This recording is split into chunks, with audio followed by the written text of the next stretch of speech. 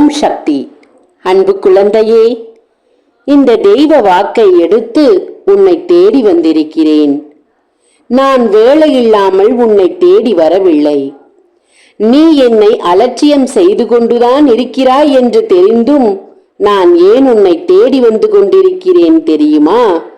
அன்று ஒரு நாள் என்னிடம் கண்ணீர் விட்டு உன் வாழ்க்கையை காப்பாற்றச் சொன்னாயே, அந்த ஒரு கண்ணீருக்காகத்தான் இன்று உன்னை தேடி வந்து கொண்டிருக்கிறேன்.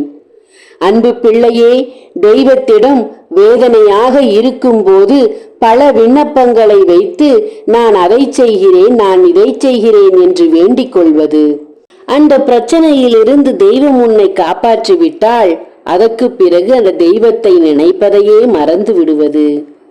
உன்னை மட்டும் குற்றம் கூறுகிறேன் என்று நினைக்காதே. இங்கு பலரும் இப்படித்தான் இருக்கிறார்கள் என் அன்பு பிள்ளையே. வேதனை காலத்தில் மட்டுமே தெய்வத்தின் நினைப்பு அவர்களுக்கு வரும். வேதனை காலம் முடிந்த பிறகு தெய்வத்தை நினைத்து பார்க்க நேரமில்லாமல் போய்விடுகிறது. சரி தங்கமே, உன்னை பொறுத்தவரை எப்படி தெரியுமா? உனக்கு பிரச்சனைகள் இல்லாவிட்டாலும் தேடி போய் பிரச்சனையை விலைக்கு வாங்கி வருகிறாய். அது மட்டுமில்லாமல் பிரச்சனைகள் உன் வீடு தேடி வந்து உனக்கு கொடுத்துவிட்டும் போகிறது. இதுதான் இப்போது உன் வாழ்க்கையில் நடந்து கொண்டிருப்பது. தங்கமே, நீ விருப்பப்படாமல் உன்னை தேடி வந்து கொண்டிருப்பது நல்ல விஷயம் அல்ல. தேவையில்லாத விஷயங்கள் தான் உன்னிடத்தில் வந்து சேர்ந்து கொண்டிருக்கிறது. பிள்ளையே, உன்னை தேடி வந்து வந்து என்ன சொன்னாலும் நீ அலட்சியத்தோடு தான் இருக்கிறாய். கேட்டால் நான் வேதனையில் இருக்கிறேன், எதையும் என்னால் சிந்திக்க முடியவில்லை, முதலில் என் கவலை தீரட்டும், பிறகு மற்றதை பற்றி யோசிக்கிறேன் என்று ஒரே வார்த்தையில் சொல்லிவிடுகிறாய். உன் பிரச்சனைகள் தீர வேண்டும் என்றுதான் நான் உன்னிடத்தில் கூற வந்தேன். ஆனால் அதையே நீ அலட்சியமாக எடுத்துக்கொள்வது உன் தவறு இல்லை என்பது எனக்கு தெரியும்.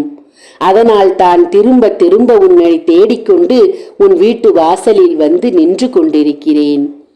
அன்பு பிள்ளையே, உன் வீடு தேடி வந்து உன்னுடைய தலையெழுத்தை மாற்றி, உன் வாழ்க்கையை மாற்றி, உன்னை படுகுழியில் தள்ளி இப்போது எப்படி எழுந்திருப்பது என்ற யோசனையில் நீ நின்று கொண்டிருக்க காரணம் என்ன தெரியுமா? ஒருத்தி உனக்கு கொடுத்த பரிசால் வந்த வினைதான் அது. அதை இன்னும் நீ உன் பூஜை அறையில் தான் வைத்திருக்கிறாய். அவள் அவளின் கர்மத்தை தீர்க்க அதை உனக்கு பரிசாக கொடுத்தாள். அவளின் கர்மாவையும் சேர்த்து உன் தலையில் போட்டுக்கொண்டு அதை நீ உன் வீட்டிற்குள் பரிசாக வைத்திருக்கிறாய் என் அன்பு பிள்ளையே. அது உன் வீட்டு பூஜை அறையில் இன்னும் இருக்கிறது, உன் தலையெழுத்தை மாற்றிக்கொண்டு. நல்லது நடக்கும் தருவாயில் அதை தட்டி விடுவது அதுதான். சந்தோஷம் உன்னை தேடி உன் வாசல் வரை வந்ததை திரும்ப அனுப்புவதும் அதுதான். உன் பிள்ளைகளின் எண்ணங்களை மாற்றி தீய வழியில் எடுத்துச் செல்வதும் அதுதான். தங்கமே, தெய்வத்தின் உருவத்தையோ தெய்வத்தை சார்ந்த மற்ற பொருள்களையோ நீ தெய்வ ஸ்தலங்களில் வாங்கலாம். தெய்வத்தை வணங்கும் மற்றவர்களிடத்திலும் வாங்கலாம்.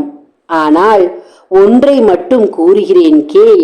உற்றார் உறவினர்கள், அக்கம் பக்கத்தினர், உன்னுடைய இரத்த பந்தம், உன்னுடைய சொந்தங்கள் என்று எவரிடத்திலும் வாங்காதே என் பிள்ளையே. அதையும் தேடி வந்து இதை வைத்துக்கொள் என்று சொன்னால் யோசித்து விடு என் பிள்ளையே. தங்கமே, தன்னுடைய கர்மாவை உன் தலையில் சுமத்திவிட்டு நீ என்ன ஆகப் போகிறாய் என்று காத்திருக்கிறாள் அவள். நான் சொல்வதை கவனமாக கேட்டுக்கொள்.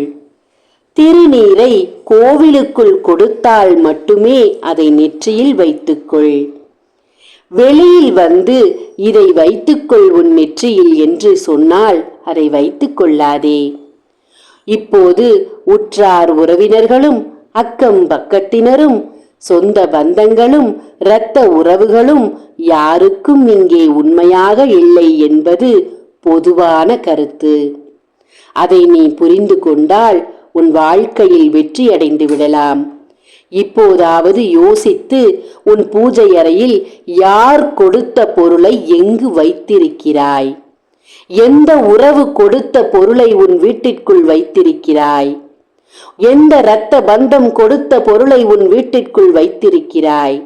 எந்த அக்கம் பக்கத்தினர் கொடுத்த பொருளை உன் வீட்டிற்குள் வைத்திருக்கிறாய் என்று யோசித்து உடனடியாக அதை எடுத்து கொண்டு போய் ஒரு கோவிலில் வைத்துவிடு என் பிள்ளையே.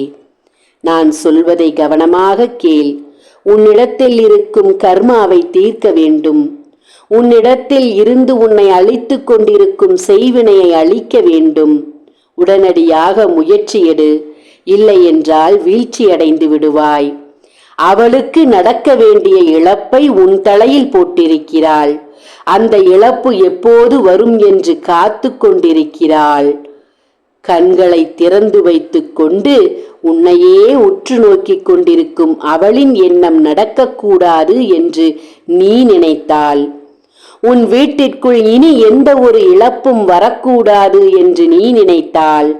48 நாள் பூஜையில் வைத்த எந்திரத்தையும் 108 மூலிகைகள் கலந்த சாம்பிராணியையும் செய்வினைகளை ஒழித்து கட்டும் ஆண் பெண் உருவத்தையும் வாங்கி பரிகாரத்தை செய்து சத்திய நாராயணா படத்தை உன் வீட்டிற்குள் வைத்து அவளின் எண்ணத்தை மாற்றி அவளுக்கு முன்னால் உன் வாழ்க்கையையும் உன் குடும்பத்தையும் காப்பாற்றிக்கொள். அலட்சியமாக எடுத்துக்கொண்டால் விபரீதத்தை சந்திக்கும் நேரம் நெருங்கிவிட்டது. அவளும் உன் அருகில் காத்திருக்கிறாள். கவனமாக இருந்து நல்லதொரு முடிவெடுத்து உடனடியாக உன் அன்னை சொல்வதை கேட்டு அனைத்தையும் வாங்கி உன் வாழ்க்கையை காப்பாற்று. ஓம் சக்தி. நன்றி.